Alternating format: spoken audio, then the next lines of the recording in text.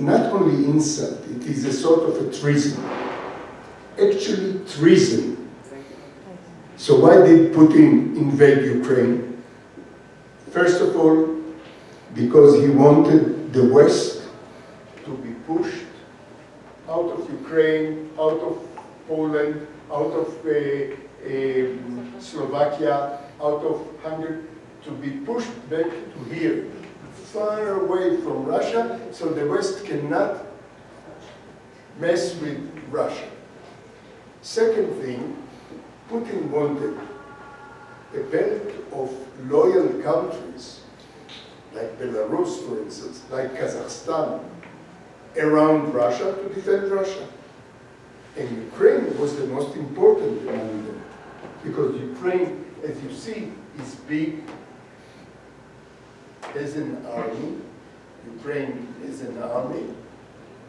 And if the West wins Ukraine, that is for Putin, in Putin's eyes, as if NATO is already in Moscow. It's only a matter of drive of some kilometers. They are in St. Petersburg and Moscow. The third reason why he invaded Ukraine is because it succeeded to him 3 times. What? He succeeded 3 times. Once in Chechnya, he did the same.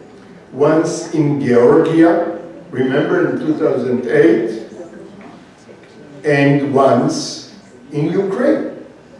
Putin used a sort of a political upheaval in Ukraine in 2014, and he annexed Crimea and sent his Ukrainian lawyers that are called pro-Russian separatists to the Donbass region, and he occupied this. And the world was, okay, he took it. So if he succeeded 3 times, why not going for the big prize in the 4th time? This is more or less why we see Putin invading, and the Americans said it all the way. Not only all the way, they knew exactly how the Russians are going to do it, and they told Zelensky. Zelensky didn't want in the beginning to listen. The head of the CIA, George Barron's, went to Kiev in mid-January and told Zelensky what the Russians are going to do. Zelensky simply said, "Thank you very much for telling us, but we know it is not true." I'm in Kiev after the 18th, and I start seeing the plan of the Russians materialize. First of all, it started the fake news campaign. Secondly, their forces started to move from the staging areas here around these places in Belarus, started to move forward to the border. And this is the sign. On the eve of, on September 20, on February 21st, 3 days before the war, Putin made a speech that reminded me, excuse me, I'm going to, reminded me of Hitler's speech. He says, there is no Ukraine. Ukraine was never a state. Ukraine is ours. Ukrainians are Nazis, and we have to go to Ukraine and save the Ukrainians from the Nazi government. When I heard this speech, I heard it on television with English translation, and to me at least, it became clear that there will be a war. So I was not surprised that 3 days after that, or 2.5 days after that, I get up in the center of Kiev and hear the explosions And I understood that the war broke out. I rushed to my mobile phone. I called Israel. I went to sleep relatively early.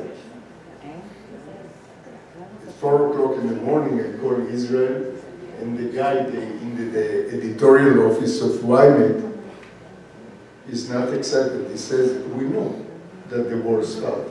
I said, how do you know the war started? He said, Putin said it while you were asleep. So that is how I missed the last speech of Putin before the war. And he called it a special operation. Not a war, a special operation, like, for instance, when the IDF goes to Gaza, when the Gazans shoot rockets at Israel, and the IDF goes to Gaza to silence it, this is a special operation.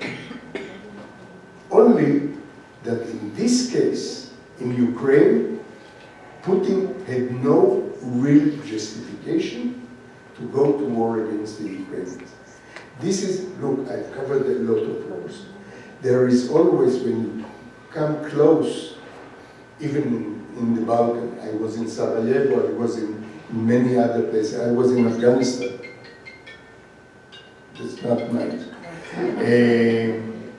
So there are always one side, and there is the version of the other side, and sometimes this is treifa, and this is, I don't know how to say the word. In Hebrew, it is not a very pleasant word. This time is the first time that I covered a war in which one side was just, was invaded unjustified, and one side was the aggressor with no reason, no real reason to make this thing. The second thing that I saw already before the war started, the citizens in the streets started to get organized, not by the government, but by themselves, on a neighborhood basis. I go on the street, I see babushkas filling Molotov cocktails, you know, bottles with rubber and benzene and things that will burn the Russian tanks. That was heartbreaking. That was heartbreaking. And they offered, and when I interviewed them, they offered me borscht. And I told already in Guatemala, and I'm telling you, the Ukrainian borscht is much better than the Russian borscht. Don't buy the Russian lie about the borscht. The Ukrainian borscht is like my grandmother used to do. It's red, it's thick, you put it. Okay. The Shabis in the room are not going to understand that. The Shabis in the room are not going to understand that. But you can taste. Okay, I knew that something will wake you up. And the borscht was a eye-opener. Let me continue later. The borscht you can decide or discuss later.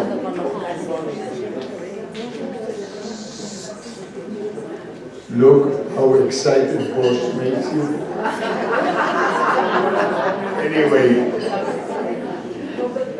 at 4 o'clock in the morning, as I said, I wake up, the explosions are heard very nice. I go to the balcony, I look outside, I see flames coming in the air, but not in the center of Kiev. What I thought that Putin will not bombard the center of Kiev came true. till today, he didn't bombard this area because he was afraid of the reaction of the Russians bombarding Sofitskaya and Lavo. And here the war starts. I get dressed, I make myself a cup of coffee, and went with my cameraman to the streets. I'm standing in the streets, or in the main street of Kiev, with my face to the south.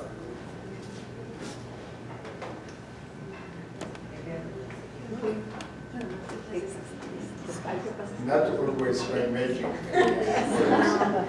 Anyway, with my face to the south. And it is a live broadcast. And you know, in live broadcast everywhere in the world, there is a group of wise people sitting in the studio, saying people that they have no idea what they are saying, but they say it in a long way, in a very convincing way. And from time to time, I'm in Kiev, the war is in Kiev, they come to me and say, Ron, what do you say? I say, people running to the money automats, people are driving in the streets like crazies, trying to get some fuel, and people are rushing to the exits of Kiev in order to escape from the city. But what is happening? What so amazed me, and why I'm telling you that I was standing in the street, is that all of a sudden I hear the sound of helicopters. Behind my back, I turned my back and I saw, quite in the distance, but along the Dnieper, I said, dozens of Russian helicopters. I know the Russian helicopters, we know them very well from the Israeli war. Russian helicopters coming south and then making a turn to the west. And this is according exactly to the plan that the Americans told the Ukrainians is going to be. What the Russians tried to do. There was about 10 kilometers from the center of Kiev, there was a huge airport, airfield. They wanted to take control of this airfield and land their huge airplanes loaded with soldiers and armored cars and go directly to Zelensky office in order to, what we call, to decapitate the Zelensky government, the Zelensky regime, and they had already a Ukrainian politician, pro-Russian, that they wanted to put instead of Zelensky, decapitating the regime. And if they succeeded, that was the end of the war, because they didn't have to fight anymore. They controlled Ukraine, and that was the plan of Putin. At the same time, a convoy started from Belarus in the north and started to go down all the way to Kiev. But since the Ukrainians got from the British and the Americans the plan, they did simple thing. They didn't have as many tanks as the Russians. They didn't have as many planes as the Russians. But they could do two things. First of all, blow up the bridges. In Ukraine, there are a lot of rivers. You blow up a bridge, the tanks cannot go forward. Remember that it is the end of the winter. The Ukrainian soil is soaked with water, with snow, melting snow water.